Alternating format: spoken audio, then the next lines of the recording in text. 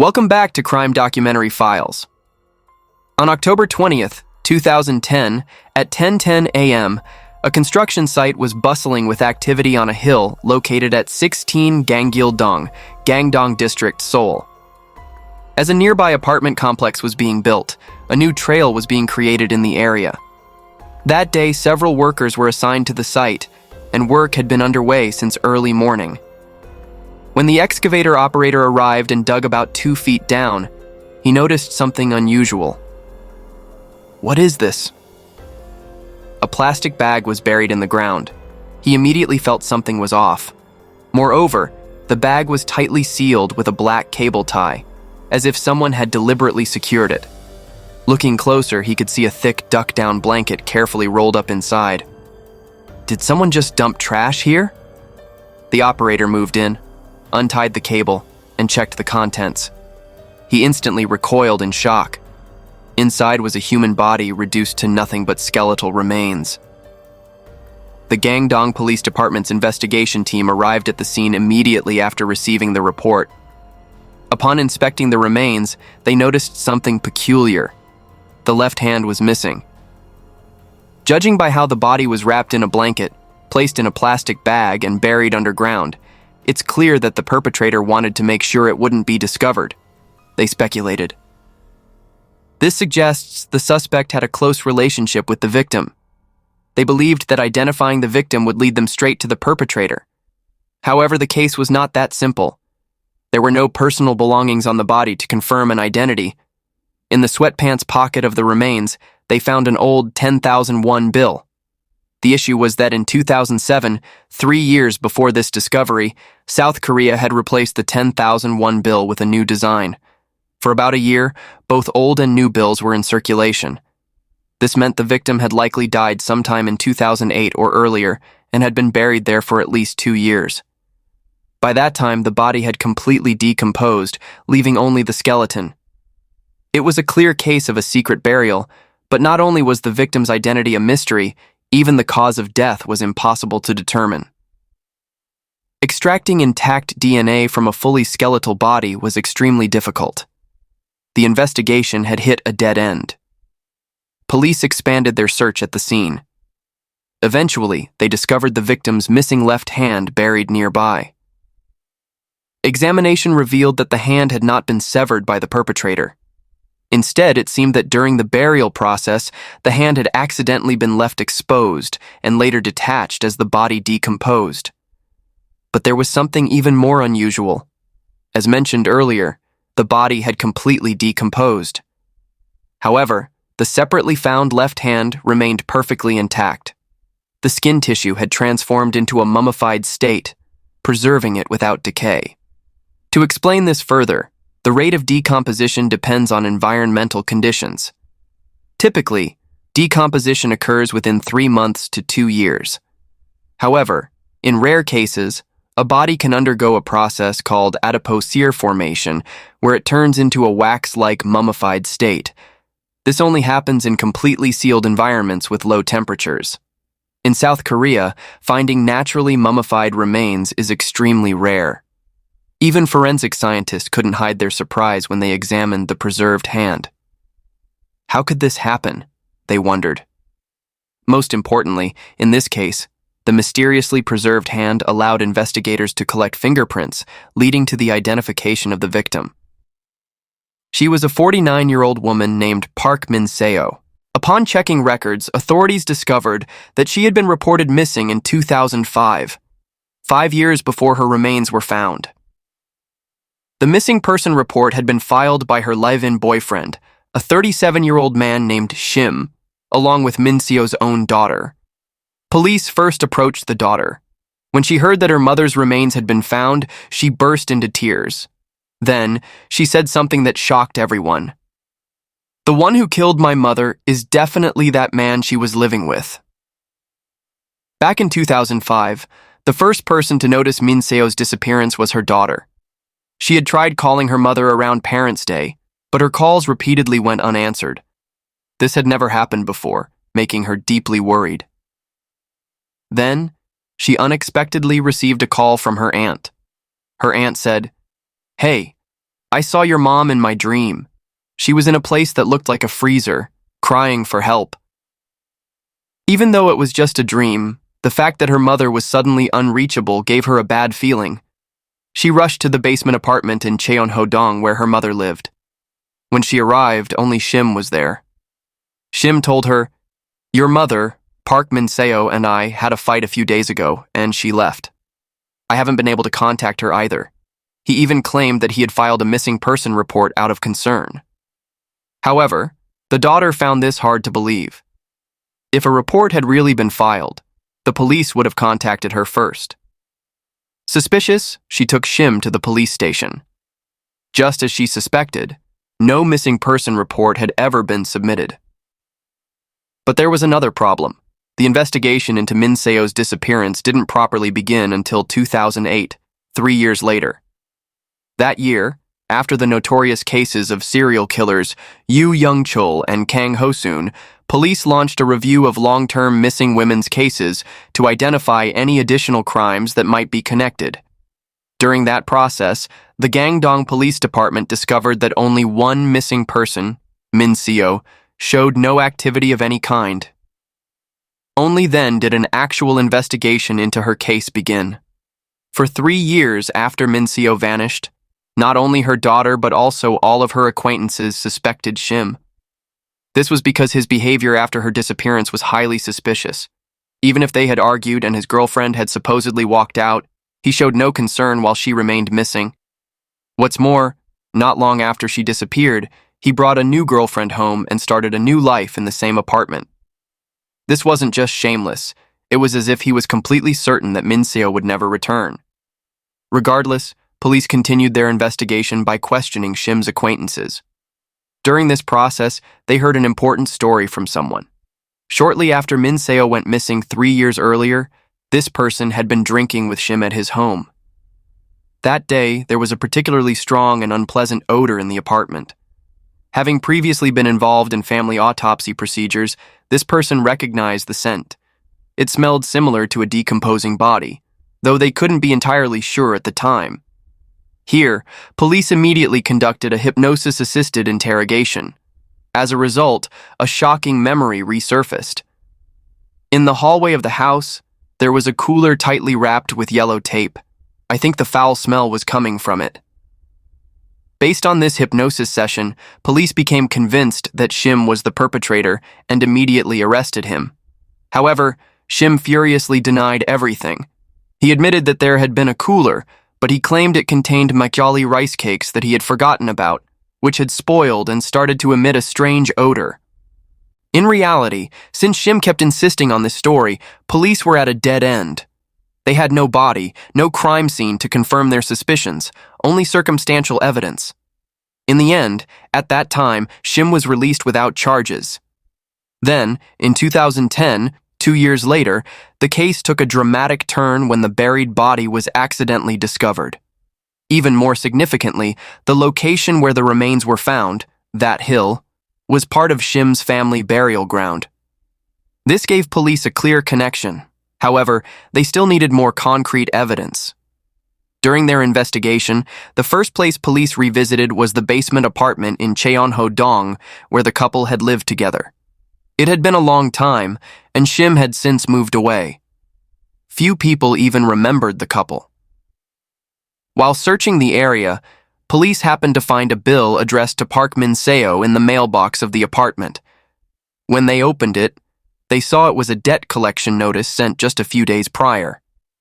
Further investigation revealed that in 2003, Min-seo had purchased a duck-down blanket through home shopping but had never paid for it.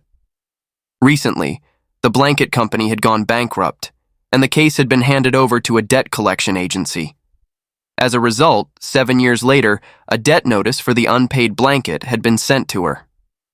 At this moment, police immediately checked the details of the purchased product and found another crucial piece of evidence. The blanket matched the one wrapped around the victim's body.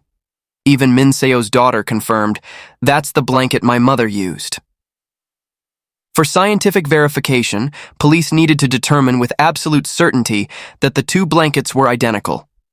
However, since the blanket had been purchased 7 years earlier and the manufacturer had gone out of business, there were no remaining stock samples.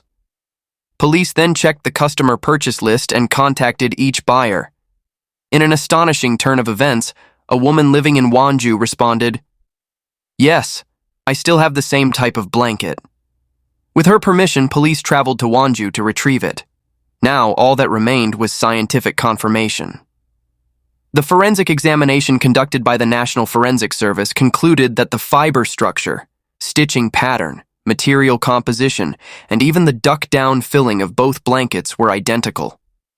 This was the definitive piece of evidence. On November 16, 2010, police moved quickly. Shim was hiding out at a rib restaurant in Pocheon, gambling when he was caught. Officers carefully entered the restaurant posing as customers, but Shim was sharp. He immediately sensed something was wrong and bolted toward the mountain behind the restaurant. After an intense chase, police finally captured him. After being arrested, Shim remained as defiant as ever. He shouted, "Why are you bothering me over a case that ended 2 years ago?" His attitude left police slightly frustrated. They were still searching for concrete evidence, but there was a problem. The blanket wrapped around the body confirmed that the murder had occurred at home, but it didn't prove that Shim, the live-in boyfriend, was the killer. Someone else could have broken in and committed the crime. To close the case, Shim needed to confess, but he showed no signs of doing so. After much deliberation, police came up with one last strategy. They took Shim to the hill where the body had been found. At first, they didn't say a word about the case. When they arrived at the site, they simply told him to look around. Suddenly, Shim's demeanor changed entirely. He appeared terrified, his body trembling, and it was clear that he was anxious and restless. The officers continued to observe him in silence. Then, out of nowhere, Shim sat down and burst into tears, saying, "I'm sorry. Min-seo's spirit is watching me." A spirit? This wasn't part of the police's plan, but regardless, Shim had finally begun to confess his crimes. 5 years earlier, he had become addicted to gambling. Despite having little to no income, he frequently visited casinos to test his luck. The problem was that he had been using Min-seo's money. Their financial situation was already unstable, and his reckless behavior only made things worse. The couple fought about money almost every day. On the night of May 9th, 2005, at 11:10 p.m., Shim returned home furious after losing everything at the casino. The moment he walked in, Min-seo could tell what had happened, and another argument erupted. During the fight, Min-seo angrily shouted, "I can't live like this anymore." That day, Shim had lost a significant amount of money and was already on edge. As his girlfriend continued to berate him, his rage boiled over. In a sudden fit of anger, he grabbed a brick from a nearby wall and struck Min-seo on the head. She collapsed, but his fury wasn't satisfied. He wrapped his hands around her throat and squeezed tightly. Unable to fight back, she eventually stopped breathing. It all happened in an instant. At that moment, instead of panicking, Shim's first thought was how to hide the body. The first thing he saw was the duck-down blanket Min-seo had recently purchased through home shopping. He wrapped her body in the blanket, then sealed it inside a plastic bag. Now the problem was where to put it. That's when he noticed a large cooler in the house. He placed the body inside and tightly sealed it with tape. Then, shockingly, he simply left the cooler in his home and continued living as if nothing had happened. Even more disturbingly, he invited friends over and hosted drinking parties. This explains why some of his friends noticed the strange odor in the house, but it didn't stop there. At one point, Shim even asked a friend, a bar owner, to store the cooler for him, saying, "I put some magioli in there to ferment for rice cakes." And so the cooler was left at the bar for a few days. However, over time, customers began to complain. "What's that smell? It's ruining the taste of the beer." The bar owner grew frustrated and called Shim, demanding that he come and take it away immediately. Shim reluctantly retrieved the cooler, but by then, the stench had become unbearable. He could no longer keep it in his house. After thinking it over, he decided to bury the body on his family's land. However, he couldn't move it by himself. So, he called a trusted friend. At 11 p.m., the two of them loaded the cooler into a car and drove to the family burial ground at 16 Gangeldong, Gangdong District. They dug a hole, took the body out, and pushed it into the ground. Then, they covered it up so that no one would notice. Believing he had committed the perfect crime, Shim continued living his life without a trace of guilt. When Min-seo's daughter came asking, "Where is my mother?" he calmly responded, "I don't know." Even when questioned by the police, he confidently stuck to his lie for 5 years. Eventually, Shim stood trial. He was charged with murder and disposing of a body, and in the end, he was sentenced to 13 years in prison. Many felt this was too lenient, and the verdict sparked widespread outrage. The friend who had helped him dispose of the body was also charged for his role, and the case was officially closed. A 13-year sentence still feels somewhat puzzling to me. However, since the case was concluded in 2010, this means the perpetrator may have been released in 2023. He has served his time and returned to society. Hopefully, he has changed and is now living a different life. That concludes the first case. Now, let's move straight into the second one. On January 3rd, 2017, at a cemetery in Chuncheon, Gangwon Province, the cemetery manager was conducting his routine patrol. His eyes caught sight of a suspicious vehicle. The reason it stood out was that it had been parked in the same spot for 2 consecutive days. Moreover, it was an expensive BMW. Who would leave such a car unattended in a cemetery for more than a day? The manager approached for a closer look and immediately sensed that something was wrong. There were bloodstains splattered around the car. Additionally, a bench next to the vehicle had visible bloodstains. Even more disturbingly, there were streaks of blood that looked as if someone had been dragged alongside the bench. Realizing that this was no ordinary situation, the manager quickly called the police. That same day, about an hour after the Chuncheon Police Department received the report, another report was filed at the Namyangju Police Department in Gyeonggi Province. This report came from a woman living in Namyangju who reported that her mother had visited the Chuncheon Cemetery the day before, where her uncle was buried, but had not been heard from since. She also made a crucial statement. She suspected that her stepfather was involved in her mother's disappearance. Upon investigating, police discovered that the owner of the vehicle found at the cemetery was a 52-year-old woman named Ji-soo, the same person who had been reported missing in Namyangju. However, she was nowhere to be found inside the car. Ji-soo had vanished without a trace. Police arrived at the scene and searched the cemetery, but there was no sign of Ji-soo anywhere. They decided to check the security cameras. Upon analyzing the footage from January 2nd, the day she was last seen, they spotted her car entering the cemetery gate at 3:10 p.m. However, about 40 minutes before her vehicle arrived, at approximately 2:20 p.m., a black Opirus had entered the cemetery first. When police ran the license plate, the owner turned out to be Ji-soo's husband, a 53-year-old man named Han, her stepfather, the very person her daughter had suspected. Ji-soo and Han had remarried in 2006. However, after their marriage, Han turned out to be extremely violent. Whenever he was in a bad mood, he would lash out and physically assault Ji-soo. They also frequently argued over financial issues. Unable to endure the abuse any longer, Ji-soo separated from Han in 2012 after 6 years of marriage and was in the process of getting a divorce. Now, consider the situation. A couple on the verge of divorce due to domestic violence arrived at the same cemetery, about 40 minutes apart. Afterward, the wife disappeared, and traces of blood were found all around the area. Naturally, police focused their attention on the husband, Han. Police suspected that Han had arrived at the cemetery first and waited to ambush and abduct Ji-soo. They immediately launched a manhunt for him.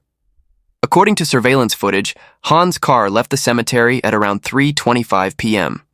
Later, on the evening of January 3rd, his car was found in Yangpyeong, Gyeonggi Province. At that time, he managed to evade police checkpoints.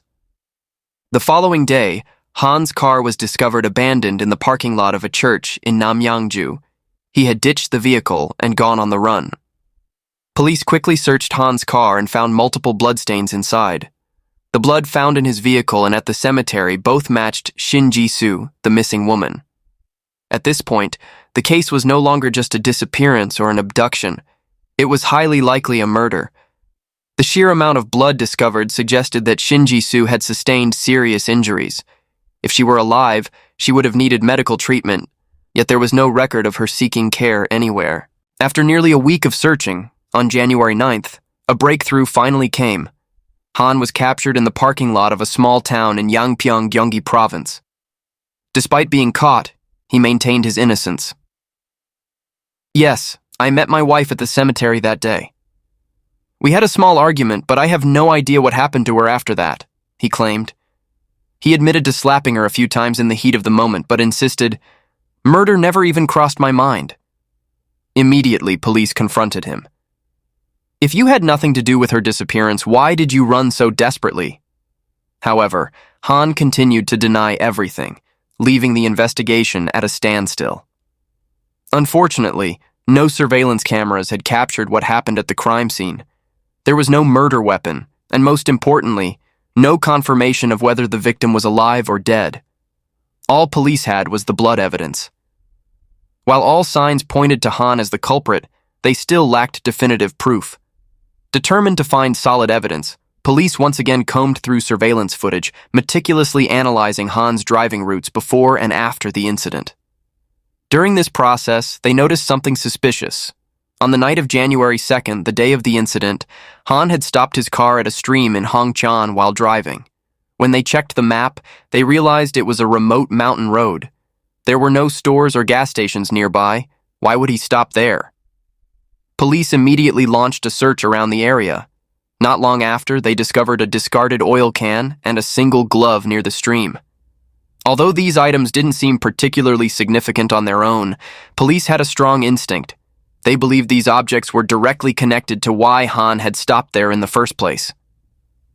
So, police first began searching nearby stores based on the discarded oil can. They discovered that at around 5:10 p.m. on the day of the incident, after meeting with Ji-soo, Han had gone to a store and purchased an oil can and gloves. Additionally, he had bought 10.5 gallons of kerosene at a nearby gas station. Forensic analysis by the National Forensic Service revealed that the victim's blood was found on the outside of the gloves, while Han's DNA was detected on the inside. This confirmed that Han had worn the gloves and had done something to Ji-soo. But the suspicious behavior didn't stop there. Surveillance footage also showed that at 10:40 p.m. that same night, Han had gone to a gas station to wash his car. His actions were highly unusual. Most people using an automatic car wash clean only the exterior of the vehicle, but in Han's case, he was spraying water inside the car. The seats would obviously get soaked, yet he was intensely focused on cleaning the interior, as if he were trying to erase something. With all this evidence, police were convinced that the stream in Hongcheon, where Han had stopped, was the place where he had disposed of the body. They officially began searching the site around January 12th. However, there was a new challenge. January in South Korea is the peak of winter, and the stream had completely frozen over due to a recent cold snap. The search team had to break through 20 inches of ice to check underneath. If nothing was found, all their efforts would be in vain. But miraculously, they discovered bone fragments beneath the ice. Under normal circumstances, the current would have washed them away. However, because the stream had frozen over immediately after the crime, the evidence had remained intact. Things seemed to be going well, but then another setback arose. Forensic tests showed that the bones had been completely burned, making DNA identification nearly impossible. Even though they had found remains, they still couldn't confirm the victim's identity.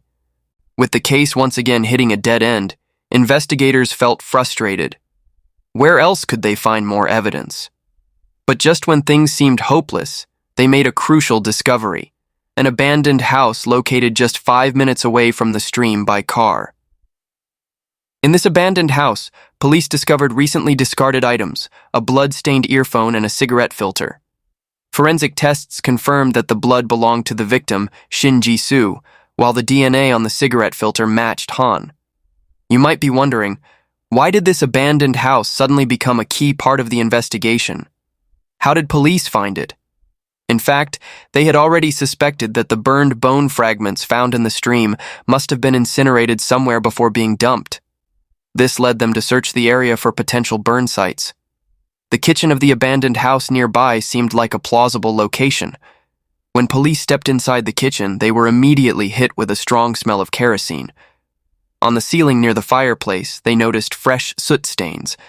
Suspecting that something had happened there, the investigation team conducted a luminol test throughout the kitchen.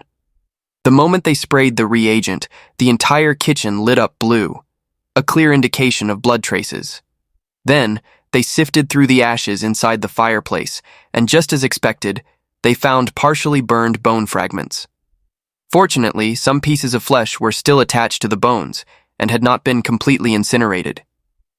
DNA analysis confirmed that they belonged to Ji-soo. Up until this point, Han had continuously denied his crimes, hiding behind the fact that no body had been found.